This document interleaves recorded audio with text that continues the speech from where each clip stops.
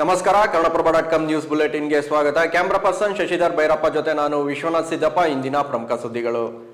ದೆಹಲಿ ಪ್ರವಾಸದಲ್ಲಿರುವ DCM DK Shivakumar ಅವರು ಕೇಂದ್ರ ಸಚಿವರನ್ನು ಭೇಟಿಯಾಗಿ ರಾಜ್ಯದ ಪ್ರಮುಖ ಅಭಿವೃದ್ಧಿ ಯೋಜನೆಗಳಿಗೆ ಕೇಂದ್ರ ಸರ್ಕಾರದ ತ್ವರಿತ ಅನುಮೋದನೆಗೆ ಮನವಿ ಮಾಡಿದ್ದಾರೆ. ಕೇಂದ್ರ ವಸತಿ ಮತ್ತು ನಗರ ವ್ಯವಹಾರ ಸಚಿವ ಮನೋಹರ್ ಲಾಲ್ ಖಟ್ಟರ್ ಅವರನ್ನು ಭೇಟಿಯಾದ ಡಿಸಿಎಂ ನಮ್ಮ ಮೆಟ್ರೋ 2ನೇ ಹಂತದ ಪರಿಷ್ಕೃತ ದರಕ್ಕೆ ಒಪ್ಪಿಗೆ, ಮಿಟಗಾನಹಳ್ಳಿ ಕೆರೆ ಬಳಿ ನಾನಾ ಹಂತದ ತ್ಯಾಜ್ಯ ವಿಲೇವಾರಿಗೆ ಅನುಮತಿ, ಅಲ್ಲದೆ ಸರ್ಜಾಪುರ ಹೆಬ್ಬಾಳ ಸಂಪರ್ಕ ಕಲ್ಪಿಸುವ 36 ಕಿಲೋಮೀಟರ್ ಉದ್ದದ ಬೆಂಗಳೂರು ಮೆಟ್ರೋ ಹಂತ 3ನೇ ಯೋಜನೆಗೆ ಸೇರಿದಂತೆ ಬೆಂಗಳೂರಿನ ಅಭಿವೃದ್ಧಿಗೆ ಅಗತ್ಯವಾಗಿರುವ ಯೋಜನೆಗಳಿಗೆ ಅನುಮೋದನೆ ನೀಡುವಂತೆ ಮನವಿ ಮಾಡಿದರು. ಇದೇ ವೇಳೆ ಗೋದಾವರಿ ಕಾವೇರಿ ನದಿ ಜೋಡಣೆ ಯೋಜನೆಯಲ್ಲಿ ನಮ್ಮ ರಾಜ್ಯಕ್ಕೆ ಕನಿಷ್ಠ 40 ರಿಂದ 45 ಟಿಎಂಸಿ ನೀರನ್ನು ನೀಡಬೇಕು ಎಂದು ಕೇಂದ್ರ ಸರ್ಕಾರಕ್ಕೆ ಡಿಕೆ ಶಿವಕುಮಾರ್ ಮನವಿ ಸಲ್ಲಿಸಿದ್ದಾರೆ.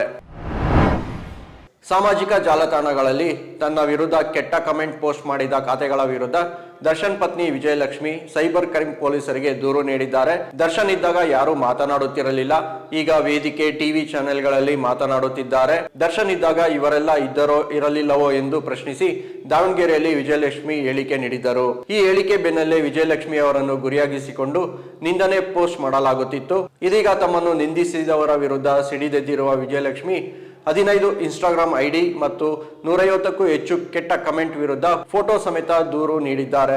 ವಿಜಯಲಕ್ಷ್ಮಿ ಖಾತೆಗೆ ಬಂದ ಕಮೆಂಟ್ಗಳು ಸುದೀಪ್ ಅಭಿಮಾನಿಗಳದ್ದೇ ಎಂಬ ಅನುಮಾನ ಮೂಡಿದೆ. ಕಾರಣ, ಕೆಲವು ಖಾತೆಗಳು ಸುದೀಪ್ ಅಭಿಮಾನಿಗಳ ಹೆಸರಿನಲ್ಲಿದೆ. ಅಕ್ರಮ ಆಸ್ತಿ ಗಳಿಕೆ ಆರೋಪ ಹಿನ್ನೆಲೆಯಲ್ಲಿ ವಕ್ಫ್ ಸಚಿವ ಜಮೀರ್ ಅಹಮದ್ ಖಾನ್ ಅವರ ಆಪ್ತ ಕಾರ್ಯದರ್ಶಿ ಸರ್ಫರಾಜ್ ಖಾನ್ ನಿವಾಸದ ಮೇಲೆ ಲೋಕಾಯುಕ್ತ ಅಧಿಕಾರಿಗಳು ದಾಳಿ ನಡೆಸಿದ್ದಾರೆ. 50ಕ್ಕೂ ಹೆಚ್ಚು ಅಧಿಕಾರಿಗಳು ಇಂದು ಬೆಳ್ಳಂಬೆಳಗ್ಗೆ ಬೆಂಗಳೂರಿನಲ್ಲಿ 7 ಮನೆ, ಕೊಡಗಿನಲ್ಲಿ 2 ಕಾಫಿ ಎಸ್ಟೇಟ್ ಸೇರಿದಂತೆ 10 ಕಡೆ ದಾಳಿ ನಡೆಸಿ ದಾಖಲೆಗಳನ್ನು ಪರಿಶೀಲಿಸುತ್ತಿದ್ದಾರೆ.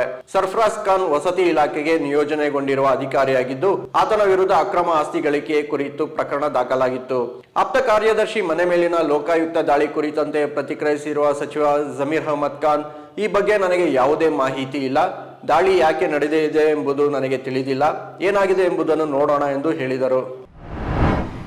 ಸ್ಥಳೀಯ ಸಂಸ್ಥೆಗಳ ಚುನಾವಣಾ ಫಲಿತಾಂಶ ಪ್ರಕಟವಾಗಿದ್ದು, ರಾಜ್ಯದಲ್ಲಿ ಆಡಳಿತಾರೂಢ ಕಾಂಗ್ರೆಸ್ಗೆ ಭಾರಿ ಮುಖಭಂಗವಾಗಿದೆ. ದಕ್ಷಿಣ ಕನ್ನಡ ಜಿಲ್ಲೆಯ ಬಜ್ಪೆ ಮತ್ತು ಕಿಣಿಗೋಳಿ ಪಟ್ಟಣ ಪಂಚಾಯತ್, ಉತ್ತರ ಕನ್ನಡ ಮಂಕಿ ಪಟ್ಟಣ ಪಂಚಾಯತ್ ಹಾಗೂ ಬೆಂಗಳೂರು ಗ್ರಾಮಾಂತರ ಜಿಲ್ಲೆಯ ಬಾಶೆಟ್ಟಿಹಳ್ಳಿ ಪಟ್ಟಣ ಪಂಚಾಯತ್ಗಳಲ್ಲಿ ಬಿಜೆಪಿ ಬಹುಮತ ಪಡೆದಿದೆ. ಬೆಂಗಳೂರು ಗ್ರಾಮಾಂತರ ಜಿಲ್ಲೆಯ ದೊಡ್ಡಬಳ್ಳಾಪುರ ನಗರಸಭೆ ಮತ್ತು ರಾಯಚೂರು ಜಿಲ್ಲೆಯ ತುರುವಿನಾಳ ಪಟ್ಟಣ ಪಂಚಾಯತ್ಗಳ ತಲಾ 1 ಸ್ಥಾನಕ್ಕೆ ನಡೆದ ಉಪಚುನಾವಣೆಯಲ್ಲಿಯೂ ಬಿಜೆಪಿ ಗೆಲುವಿನ ನಗೆರೆ ಬೀರಿದೆ.